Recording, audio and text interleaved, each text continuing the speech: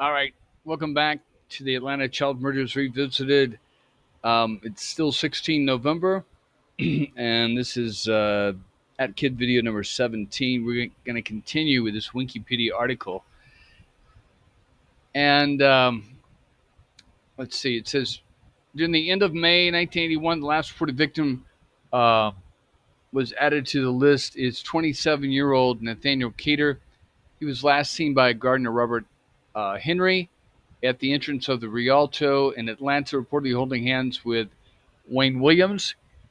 He was discovered 2 days later. Investigator Chet Detlinger created a map of the victims' locations. Despite the differences in ages, the victims fell within the same geographic patterns. They are connected to Memorial Drive and 11 major streets in the area. Arthur Ginger Strand links the murders to freeway racism and Atlanta's massive urban renewal program that disrupted African American neighborhoods. All right, so let's go over a little bit of that right there. So there's Chet Detlinger. Now, he wrote this book called The List. Okay, everybody remembers that book. Um, Chet Detlinger had been a policeman in Kentucky. He came down to Atlanta in the early 70s, 72, 73, something like that. And then under Inman, I believe Inman was a white police chief. Uh, Maynard Jackson gets elected, and he was like a Chet Detlinger was an investigator. He was kind of a personnel manager.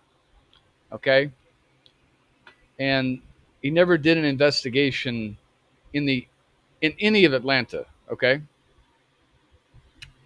so Chet Detlinger quit the force in the mid 70s after um, Maynard Jackson became mayor. And then he went into the private investigator business, but that wasn't doing very good. And so he was teaching law enforcement course up near Rome, Georgia. I think he lived over in Gwinnett County. And when the murder started, he tried to get the victim's family to hire them. He said the police was incompetent, which is partly true. None of them hired him, but he was running around with this thing called the map, like the list, but it was called the map, and he had it down. When Chet Detlinger, before Wayne Williams came into the picture, he had it down. He said that the killer uh, lived over or worked near Memorial Drive in Second,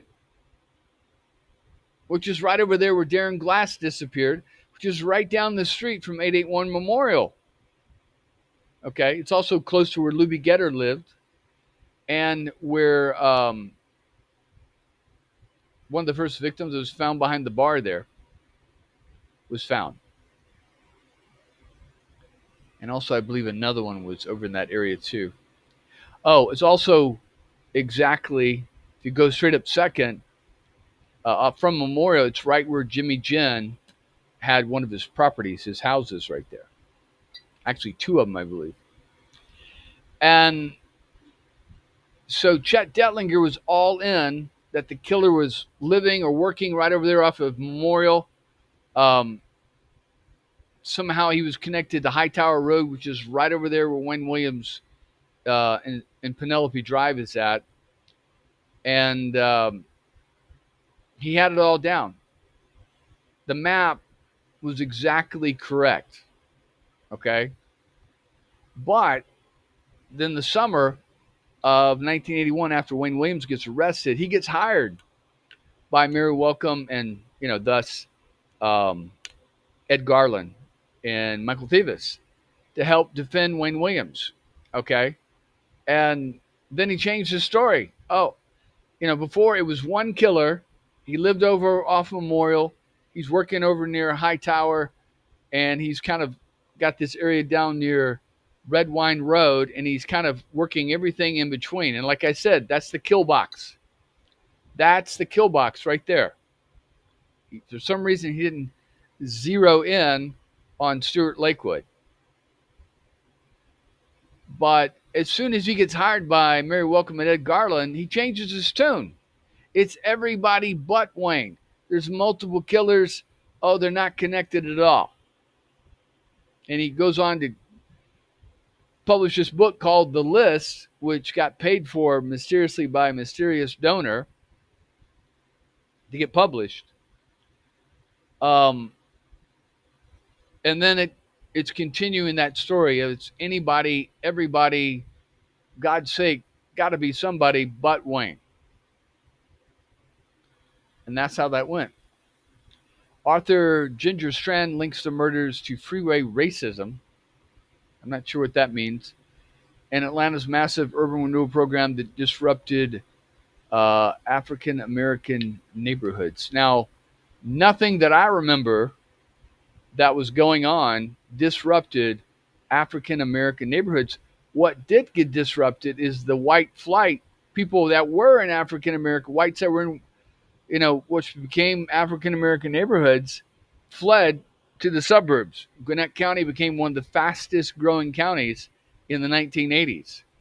And so did Cobb County. And, what was that? Woodstock, Bartow County. All right. Investigation and arrest. There was significant.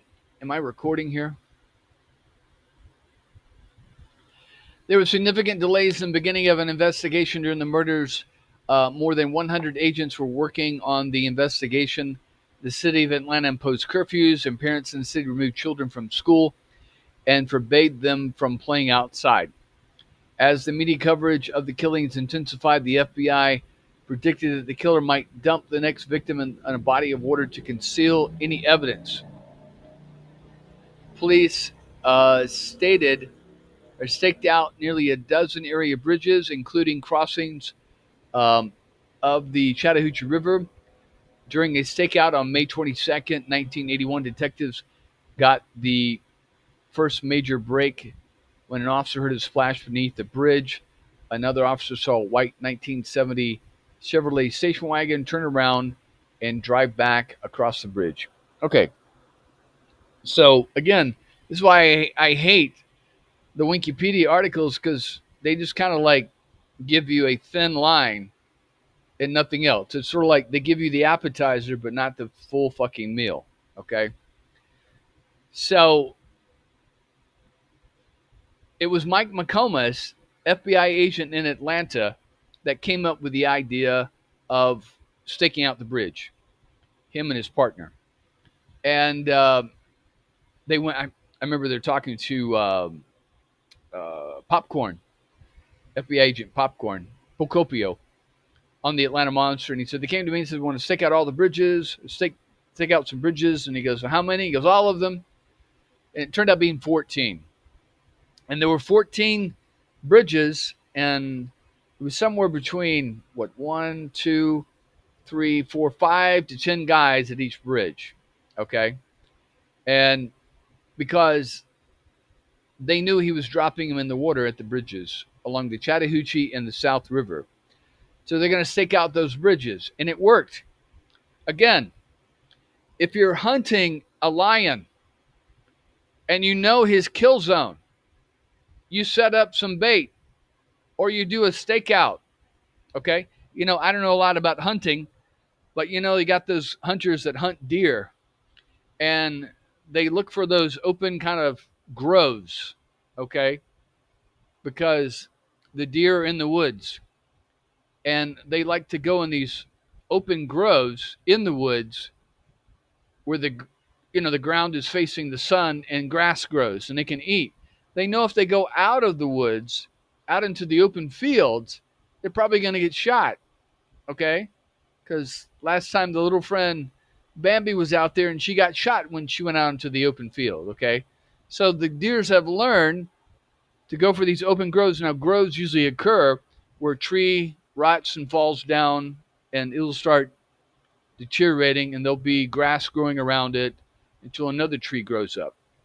So hunters will know to set up their deer stands in these groves, okay? And they'll just wait for the deer to come out and eat the grass, in these groves deep back in the woods. Now, sometimes they'll leave some kind of bait, something that will attract the deer. I don't know, some kind of food or whatever they eat, some kind of spray or something like that. And they'll sit up there in their deer stands way up above because the wind carries the scent of the men and that scares off the deer. So if you're up high enough, the wind won't be going down and carrying your scent. So the hunters will wait up there in their deer stands and they'll wait. And eventually a deer will show up and boom, they'll shoot it. Well, this is exactly what you're doing here with this lion. This is his kill box, his kill zone. Now, I showed you his kill zone is basically I-20 over to 285 down to, the bottom part of 285 going across past the Atlanta airport and then kind of back up to I-20. That's kind of his kill box. That's not where he's dumping the bodies, though. He's dumping the bodies in the woods, and then eventually he's dumping them in the rivers. So that's outside his kill zone, his hunting ground, okay? So they know where he's going to be dumping them. Somewhere he's got to be dumping them off from the center of the bridge. The reason why is because it's hard to get to the side banks of a bridge, okay? If you do, it's going to be like a boat ramp or something like that. And there's going to be people that may see you. Cops are constantly patrolling parks. Probably going to be locked. You're going to have to drag a body over to the bank of near the river. It's going to be muddy. You're going to slip. Things like that. And if you push the body off from the riverbank, the water is at its fastest in the center. And then it's pushing to the right and to the left, pushing things into the embankment. So anything you push off is going to come right back to the bank and going to get stuck right there, not going to go down the river. So the best thing to do is go to the center of a bridge late at night, 3, 4 in the morning when no one's coming by. You drop the bridge in the water. So that's exactly what Wayne was doing. He had gone by, monitored all the bridges, gone by and checked them out, see how much traffic. He found the least busy bridges at 3, 4 in the morning. And he buried them just in case. Okay? And then again, it's just really simple. You pull up, turn on your flasher lights like you got a car problems or a tire. You get out, go around to the back of the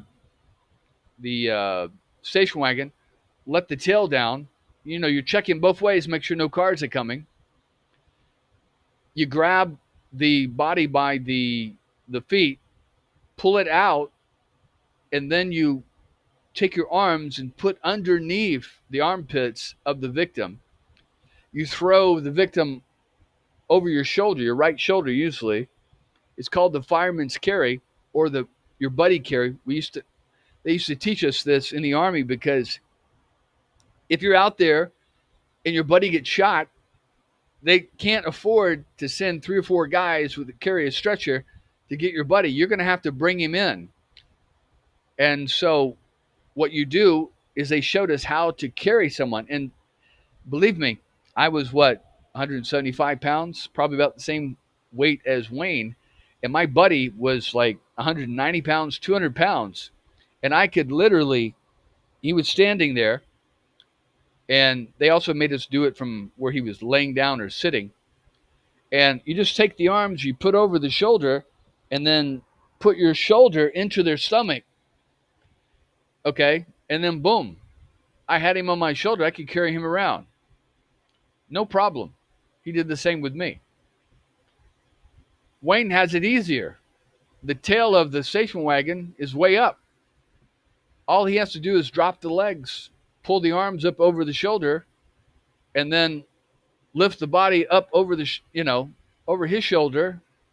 He's got it. So once he's got the body up there, just turn right, face the railing, take 2 or 3 steps, 4 steps, 5 steps, get to the railing, throw the body over the railing, That body goes, boom, right into the river. You look both ways, make sure no one's coming, come back, lift the tail, get in your car, crank up, and you're gone. All within 30 seconds, folks. It's faster than stealing a car. Remember that movie, Gone Within 30 Seconds?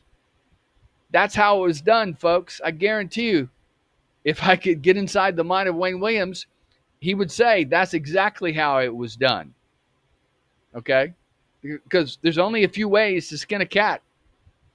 He wasn't, pulling the head out, dragging the body across the bridge over to the railing, kind of looping one leg up and then looping the other leg up and then kind of rolling it over. No, he was doing it that way, folks. That's the fastest, quickest way to do it. And I guarantee you, where he learned that? Remember his junior ROTC course? They're going to teach you in the basics how to get your buddy through the buddy carry off the battlefield if he's been hit. That's what we learned in basic. That's what Wayne Williams learned at his junior ROTC training course. He learned the buddy carry, the fireman's carry, it's also called, okay? Because a fireman goes into a house, there's a body there or a person. How's he going to get him out? You got fat grandma who's 300 pounds. You're going to put fat grandma over your shoulder, hold her with your right hand, and then you're going to have your axe in your left hand. You're going to bust down the door, push open the door, and get the hell out of there. That's what Wayne was doing, folks. All right. Where was I? During a stakeout on May 22nd, 1981, detectives got their first major break when an officer heard a splash beneath the bridge. Another officer saw a white 1970 Chevrolet station wagon turn around and drive back across the bridge. So there's always been this talk about beavers, okay? And I'm not a beaver believer because I've been up and down the Chattahoochee, folks, and I never saw a fucking beaver. Never, not once. Beavers aren't going to jump in a big river like that. They're going to go up a side creek or a side stream where they're going to build their little beaver dam so they can build their little beaver house. They're not going to be jumping into the fucking massive river. And I saw plenty of snakes, but never a beaver. And if you've got, okay, let's say it's a beaver. You got 14 bridges and you got 5 guys at each bridge, okay? And then you've got 30 days that they're hanging out there for 12 hours a night. All right? So let's just take a look here. You got, let's just say 5 guys at 14 bridges. You got 70 guys at 12 hours a night. Each night they're burning, each of them are using up 840 hours times 30 days. That's 25,000 man hours there, folks, that each man is sitting there listening and watching. And not once did one man report hearing a fucking beaver splash in any of the rivers. Not once. That's why this recruit jumped up and got his flashlight. And he shined it on the fucking river because it was an unusual sound. They never heard anything like it. Every night, they're hearing cars, hundreds of cars going across that bridge, and they have that little metal plate there in the middle of the bridge with the joints going, dum dum, dum dum, dum dum, dum dum.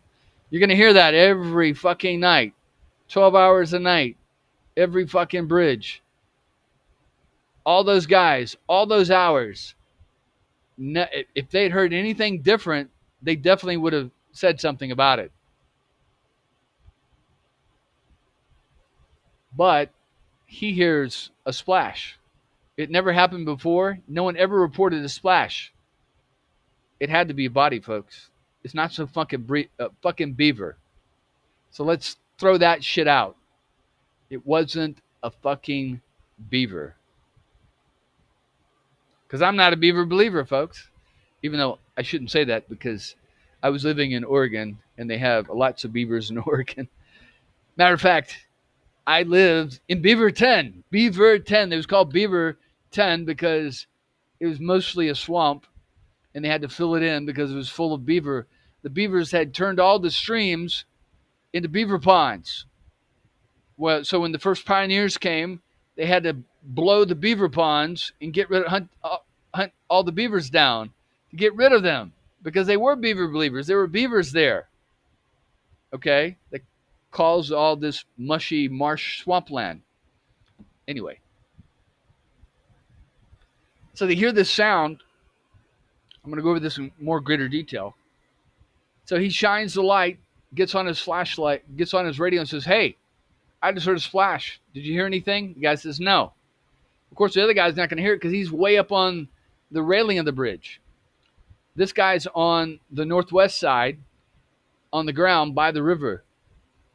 The other guy is in the woods on the southeast side of the bridge. There's another guy in the woods on the southwest side. He says, and then he shines his flashlight up and sees nothing on the bridge. He shines his flashlight down. There's ripples coming toward him. He hears a noise, shines his flashlight back up and sees lights come on. There's a railing, concrete railing, so he can't see. He knows there's a car there, but he can't tell what type. He says, "There's a car. The lights just came on. It just cranked up." There's a guy in the southeast side in the woods. He steps out of the woods over the guard railing, looks and sees the lights of the car coming toward him. The guy in the southwest does the same thing. "I see the car coming toward me." They step back into the woods not to get caught.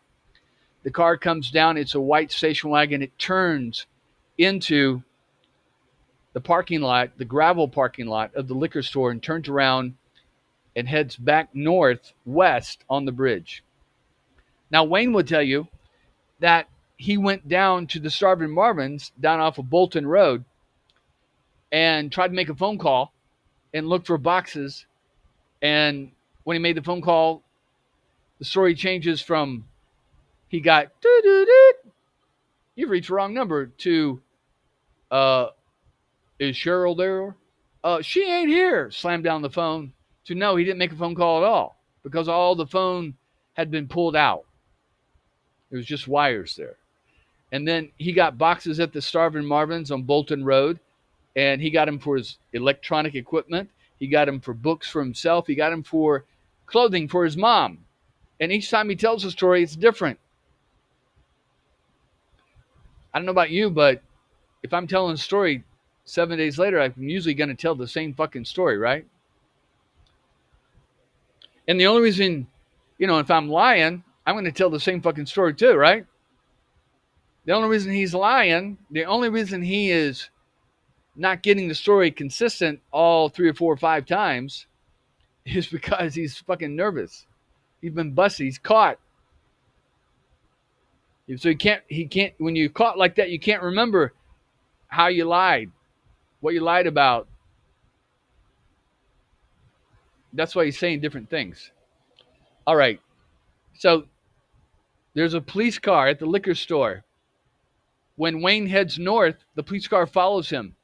When Wayne gets to the other side of the bridge, there's an FBI car there. The FBI car is out in the road. Wayne almost hits him. The FBI car has to pull back because the FBI guy had moved forward too to see if he could see the car going south. So he pulled back. Wayne passed him. The FBI got him behind the Atlanta police car. And they followed Wayne up to 285. Wayne got on the 285 and went south a little bit, and they stopped him. And then later, they called, Mike McComas. Mike McComas was running the whole show. He shows up, interviews Wayne in the back of his car. Wayne says, "What were you doing on the bridge?" He goes, "I was dumping trash." Later, Wayne will say that he didn't dump anything. He never stopped. But a news reporter will be at the courthouse when Wayne Williams is arrested and will be talking to Wayne Williams' father, Homer. And Homer, he recognizes Homer and says, "Hey, Homer, what you doing here?" And he goes, "Oh, that's my son inside. Just got arrested." they arrested him for dumping trash. So McComas and Homer, well, this guy that didn't know McComas backed up McComas' story in a completely different circumstance when he's talking to Homer Williams and he mentions the trash because that's never been mentioned before. So that's how you know something's true, is when two people say something, they don't know each other and they weren't in the same situations, but they both say the same thing. That's just the way it works, folks. And so you know, they question Wayne. They find a glove. They find a rope. They find boxes. They find women's clothing. Wayne says all this bullshit. He tries to throw James Comento under the bus. Oh yeah, I work for Nova Entertainment. He starts blurting out all this information. They don't even ask him. He says, "Yeah, this is about those kids, right? Well, I have a company called Nova Entertainment, and we do recruiting, trying to set up music groups, and he's trying to make a reason why he would be around all these kids, right? Because he's blurting out he's nervous.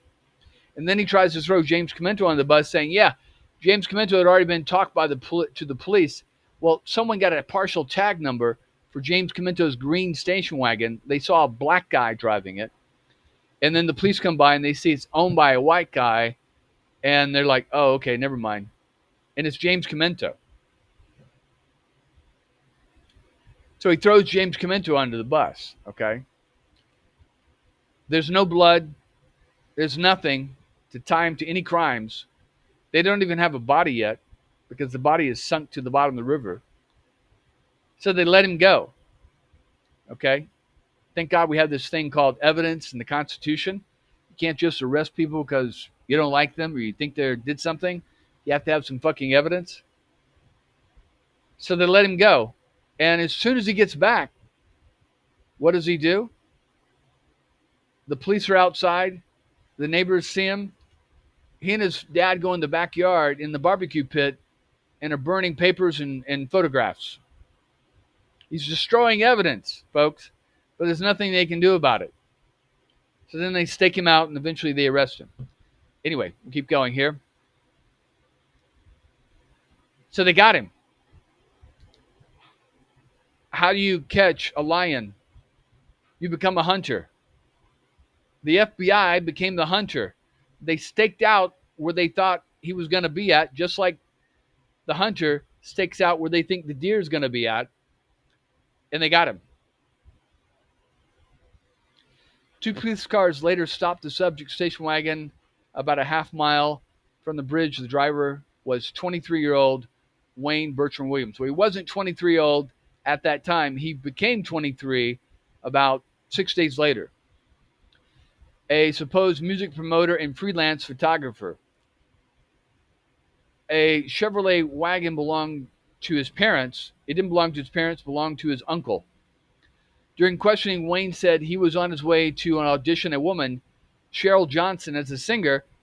Williams claimed she lived in the nearby town of Smyrna, but did not find any record of her or the appointment. She actually lived in Marietta, okay?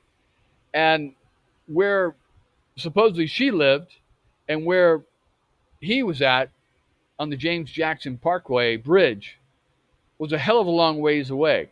I've been down this road, Cobb Parkway. It's a hell of a long ways away. And if you were coming from Marietta, you would actually go Windy Hills Road over to I-75, go down 75 to 285, or you go down Cobb Parkway and get on 285 from Cobb Parkway.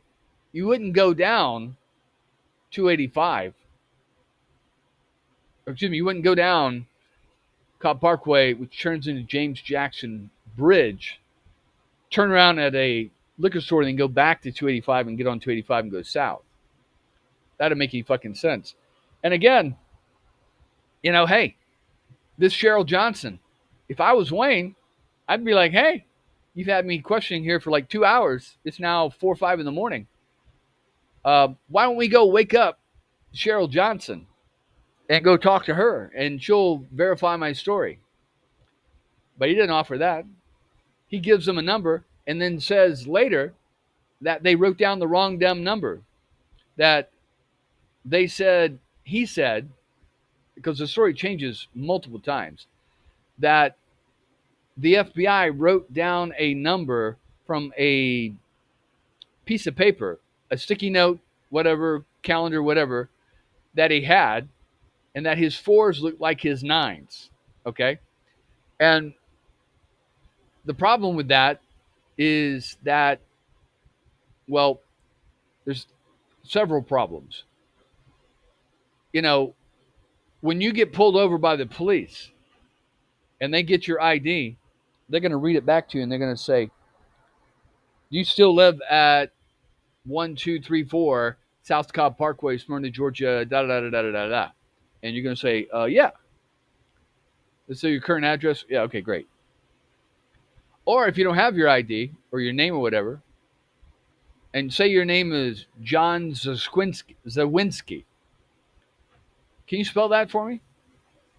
Cop's going to have this little white notepad and he's going to write it down. And so that's Zawinski, Z-Y-W, whatever.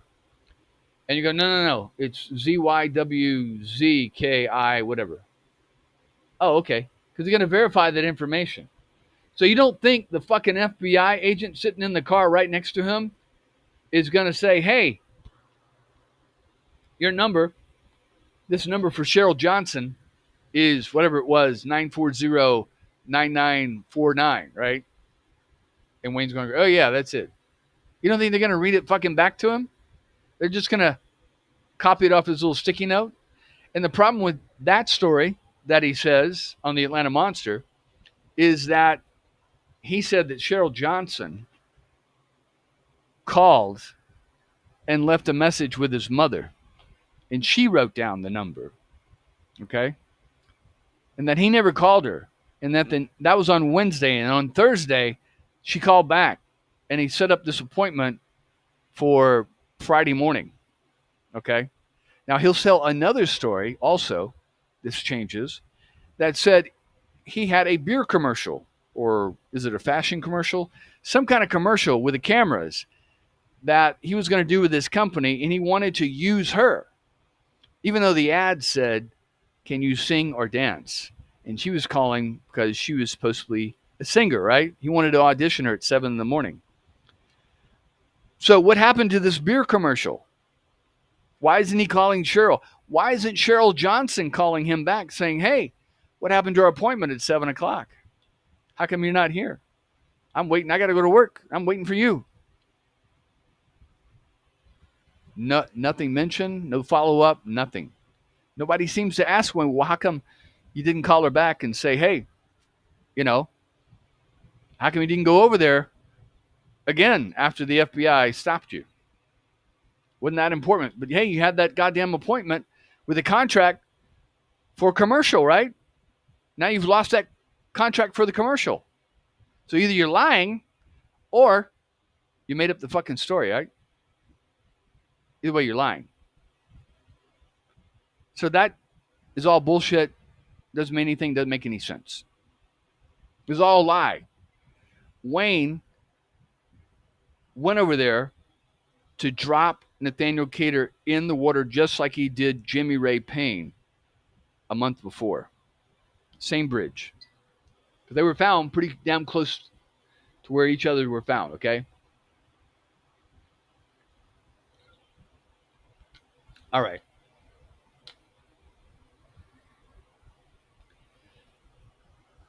Let's see. Dun, dun, dun. Chevrolet, during questioning, Wayne said he was on his way to audition a woman, Cheryl. Oh, and then when the police called the number, it was disconnected, okay? So how is he calling the number and getting, she ain't here? Anyway, and I don't know about you, but if I'm going to drive all the way to fucking Smyrna or whatever, and I'm taking down your address, okay, and I'm taking down your phone number, I'm going to read it back to you. Now, okay, that's 201 Atlanta Street, Smyrna, Georgia, right?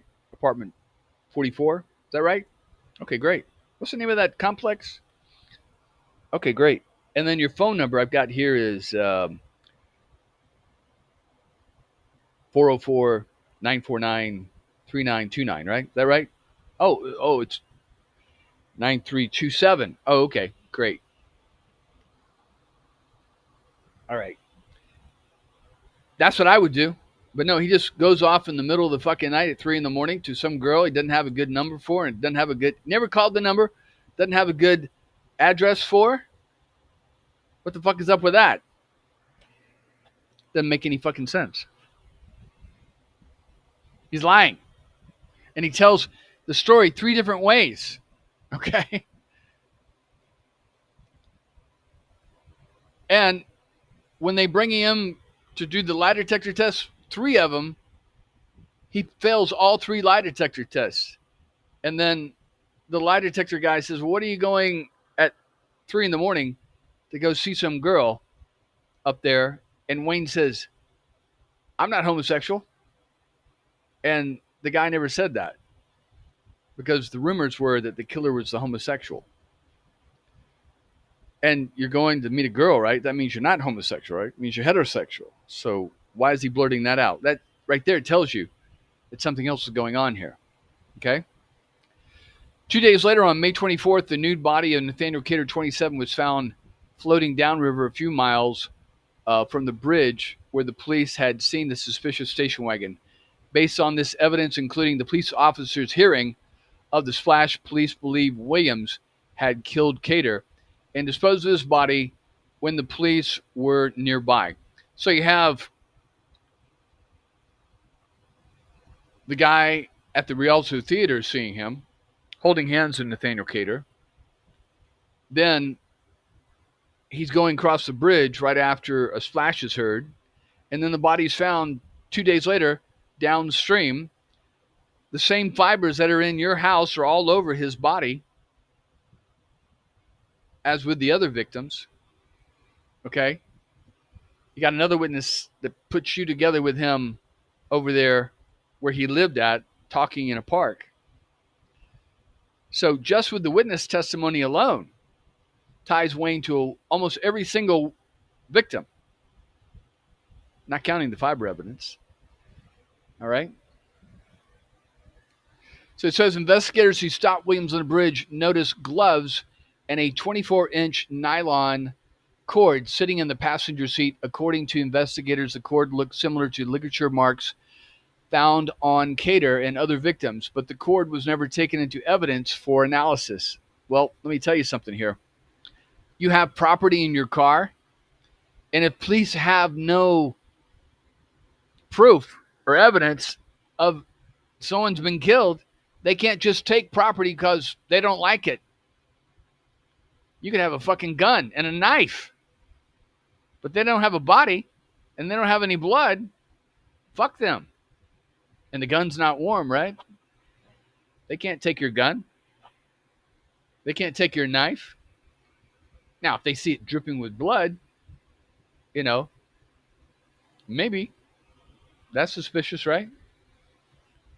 But, oh, and thank God we live in the United States, right? Because in other countries, all they got to do is suspect you. They don't have to have any evidence. And they can put you in jail for up to 72 hours without bail, without evidence, just to hold you until they find evidence. Thank God we live in America, right? Now, what's interesting to me is we're going to read over this FBI report. It never mentions this 24-inch nylon cord. It does mention a wired cord, okay, that has been taped on both ends, found near the back left bumper or tire when Wayne gets pulled over. But there's no mention of a nylon cord. Only Mike McComas mentions that cord. Because when they interview, or you're reading the police FBI report of the interview of the police officers who searched the car, there's no mention of a 24-inch nylon cord. I don't know why. All right. It says Williams, adding to a growing list of suspicious circumstances, Williams had handed out flyers in predominantly black neighborhoods calling for young people between the ages of 11 and 21, right where the victims were killed, to audition for his new singing group that he called Gemini. Williams failed an FBI-administered polygraph examination 3 times, though the polygraph results are not admissible as evidence in criminal courts. Now, Gemini, okay, so Nathaniel Cater was a Gemini. Nathaniel Cater was killed on the first night of the Gemini calendar, okay? Several of the victims were Geminis, okay? Wayne Williams' friend, Jimmy Howard, is a Gemini. James Comento is a Gemini, okay? Now, whether you believe in all that astrological stuff doesn't really matter. It only matters what the the person who follows that believes. And if they thought it was significant to them. All right. Let's see where we're at. 41 minutes. It says fibers from a carpet in Williams' residence were found to match those observed on 2 of the victims. Bullshit. It was more like 10. Additional fibers from Williams' homes, vehicles, and pet dog were later matched to fibers discovered on victims. You notice they don't mention the violet acetate fibers, which are found on another 10 victims. Okay. Dog hair found on another 10 victims. Okay. The carpet in the cars that Wayne Williams had at the time the victim disappeared matched what the fibers that were found on the victims. So you didn't have fibers from Wayne Williams' 1980 Wayne Williams' white station wagon on the victims in the very beginning. And he didn't have fibers from his blue Ford Fury police car on victims in the end. They match with the dates that they had them, okay? Also, after the trial, Larry Peterson found these brown fibers, okay? And this is the rental car I was telling you about, okay? The rental car that the kid got almost snatched in. Those fibers from that brown rental car, he had the brown rental car. He had the fibers taken off the body, okay? And I believe that was Jeffrey Mathis. And I'm sorry, no, it was another one. Anyway, so he went back and they had the car rental records, okay? And they were able to figure out what kind of car those carpet fibers came from. And he went through the car rental records and they matched it up with that car. He sent the FBI out. They found that car, pulled fibers from that car's carpet from the trunk, and it matched almost exactly the fibers found on the body. So there was another victim that matched Wayne Williams to those fibers. Let's see.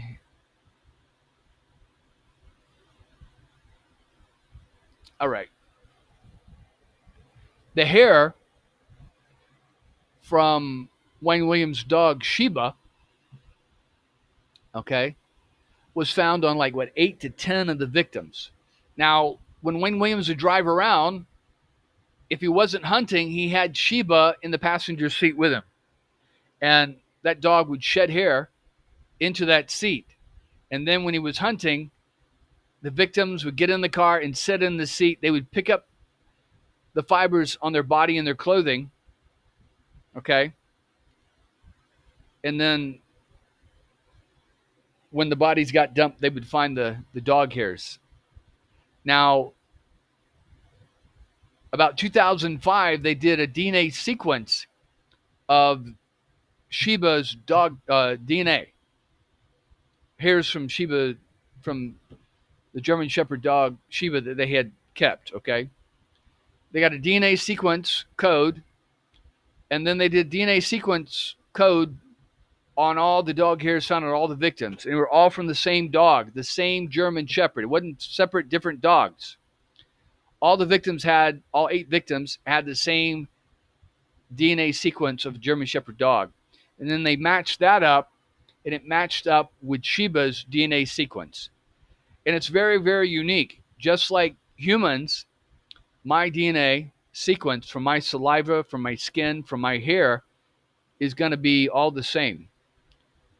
From my brother, it's going to be a little different, but similar because we have the same mother and father. Okay. From my father, it's going to be similar, but not exactly because he has different mother and father. Okay. But there's going to be similar enough sequence that, you know, if you're looking for me and you find my cousin, the DNA, through one of these DNA data banks, he's going to be able to point me out because, you know, he knows. But anyway, it's going to be very close. Your cousins, your children, your grandchildren are going to have DNA sequence similar to yours. Same thing with animals, and same thing with dogs. We're humans, just like dogs are human, or dogs are animals. Okay, we're animals, just like dogs are animals. Okay, not that all humans are dogs, but that's how they were able to match it up, and they were able to match up the DNA from the German Shepherd hair fibers found on the victims with the DNA from the German Shepherd of Wayne Williams. And that, my friend, tells you that unless Sheba was driving around and kidnapping these kids and strangling them with his paws, that it was Wayne Williams. Okay? Or it could have been Homer Williams. Maybe it was Homer Williams, right? But the vast majority of the people see people just driving the car that fit the description of Wayne Williams. And I think only one fit the description of Homer Williams. All right. On June 21st, 1981, the last day of the Gemini calendar, by the way, Williams was arrested. A grand jury indicted him for first-degree murder in the deaths of Nathaniel Cater and Jimmy Ray Payne at age 22. The trial date was set for early 1982. When the news of Williams' arrest was officially released, his status as a suspect had previously been leaked to the media. FBI agent John Douglas stated that if it was Williams, then he was looking pretty good for a good percentage of the killings. Douglas had previously conducted an interview with People magazine about profiling the killer as a young black man.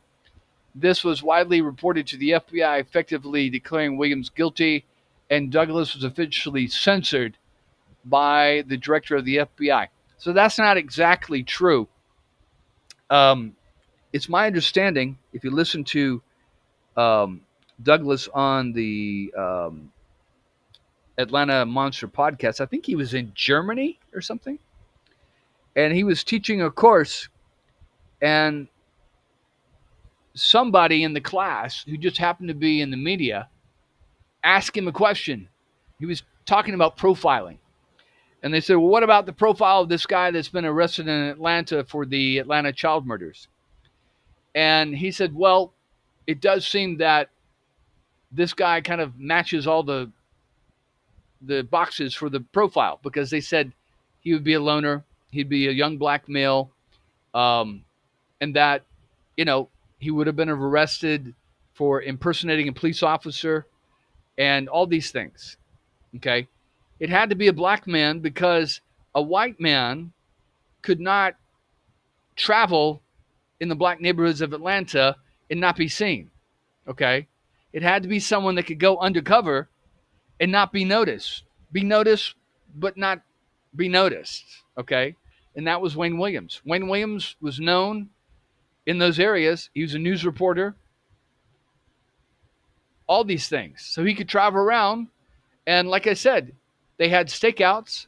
They probably, stopped Wayne at one of these stakeouts.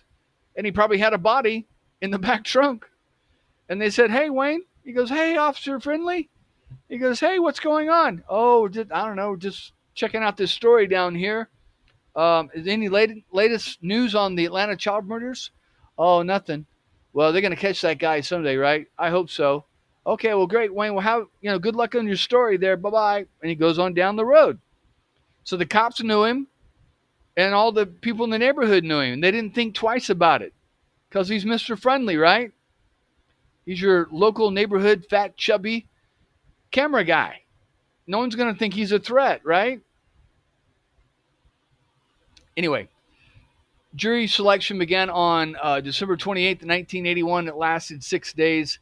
9 women and 3 men comprised the jury, among which were 8 African Americans and 4 Caucasians. The trial officially began on January 6, 1982, with Judge Clarence Cooper presiding. Let's see, 51 minutes. The most important evidence against Wayne was the fiber analysis between the victims, which indicted for the murder Jimmy Ray Payne, Nathaniel Cater, and 12 pattern murder cases in the with circumstantial evidence culminating in numerous links between the crimes. The evidence included witnesses who testified that they had seen Williams with the victims, and some witnesses suggested that he had solicited sexual favors. The prosecution presentation of the case had been criticized to the extent that in some jurisdictions, so if they had taken witnesses, okay, if they had indicted him on more than just these murders and taken witnesses that had seen Wayne with those victims, there would have been a stronger case, I believe. Let's see. The prosecution presentation of the case had been criticized to the extent that in some jurisdictions it might have resulted in a mistrial. Bullshit. In particular, 2 FBI agents testified the chances of the victims not having come in contact with Williams was virtually impossible, based solely on the comparative rarity of the fibers which were found on the victims, which seemed to match fibers that were found in the subject's car and home. So if you have the DNA, which they didn't know back then, of the fibers from Sheba the dog, plus the fibers matching the bedspread, the violet acetate fibers, plus the combination of the fibers from the green carpet, which is very, very, very rare type of green carpet when you put it on the microscope, plus you add on all the witness testimony, I think they had a pretty damn strong case. But they chose to do only 2 victims instead of all of them. All right. After reviewing the case, Georgia Supreme Court Justice George T. Smith deemed the evidence or lack thereof inadmissible. It doesn't mention that the other 8 justices on the Georgia Supreme Court said it was admissible. So he was 1 out of 8. Okay. Anyway, on February 27th, 1982, after 11 hours of deliberation, the jury found Wayne Bertram Williams guilty of the 2 murders. He was sentenced to 2 consecutive life terms in Georgia's Hancock Prison in Sparta. Anyway, all right. So I think we're running out of time here. We'll keep going. It says, in September 1986 issue of American Music Magazine Spin, journalists Robert Keating and Barry Michael Cooper, the latter of whom would later find fame as a screenwriter, reported that the Georgia Bureau of Investigation, who had been conducting a secret investigation into potential involvement of the Ku Klux Klan in the crimes, in tandem with a special task force on missing and murdered children, discovered members of the KKK may have been involved in the murder of victim Luby Getter and may have been linked to the other murders of 14 others. Allegedly, a family of Klan members living outside of Atlanta had hoped to ignite a race war in Atlanta and attempt to recruit others for this purpose. Charles T. Sanders, a narcotics dealer and recruiter for the group, was said to have told a criminal informant he intended to kill Getter several weeks before his body was found. After Getter had backed a go-kart into his car, Sanders allegedly told the informant, "I'm going to kill that black bastard. I'm going to strangle him with my dick." Shortly thereafter, Sanders' brother Dan was recorded telling another Klan member he's going to go look out for another little boy.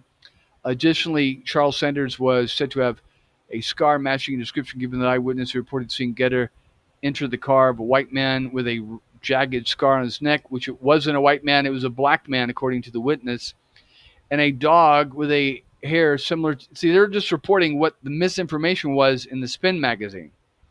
And a dog with similar hair to that which was found in Getter's and other victims' body, which is not true. He didn't have Sanders did not have a German Shepherd with gray hair. He had a Mastiff with gray hair. And the DNA sequence matched Wayne Williams' dog. Okay, the article reported that in 1981, members of the GBI and the officials of the law enforcement agency opted to close the investigation and seal their findings. A handwritten transcript of a conversation between Klan members regarding Getter's murder was sent anonymously to Lynn Watley in 1985, an attorney who was representing Wayne Williams. So I'm going to go over this Spin article and how just completely inaccurate it is, okay?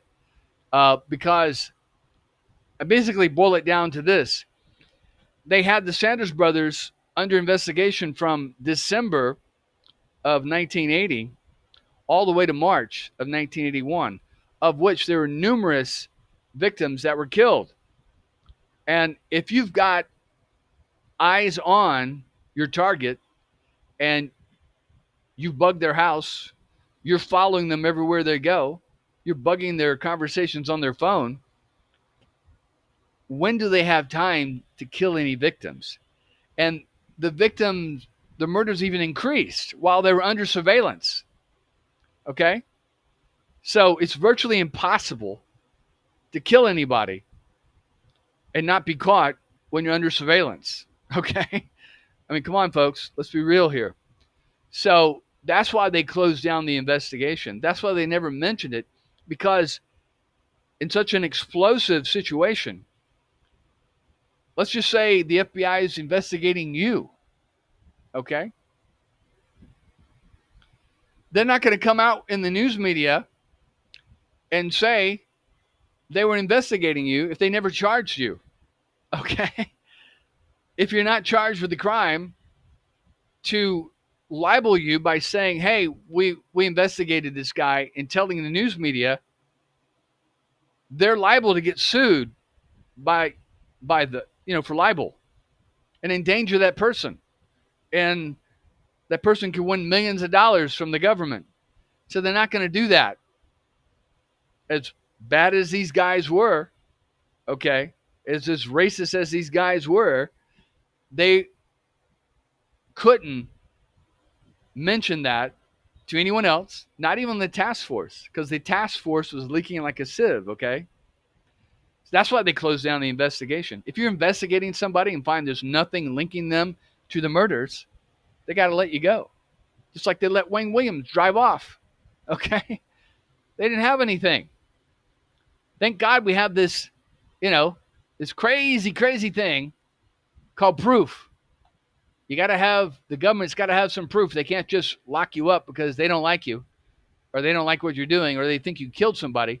If they don't have any proof, they can't arrest you. Just fucking simple, okay? Kind of works crazy like that. And even then, when they arrest you, the DA's got to get an indictment before a jury of your peers, a grand jury. And they got to see this. They got to say, yeah, okay, I can see where the guy was, possibly did something. So, yeah, let's indict him. Isn't that crazy how that works? But anyway, I'll go over the Spin article a little later. But that's it for now. And I'm going to probably take a little break and then come back and do another one. And we'll finish up this Wikipedia article. All right, take care, folks.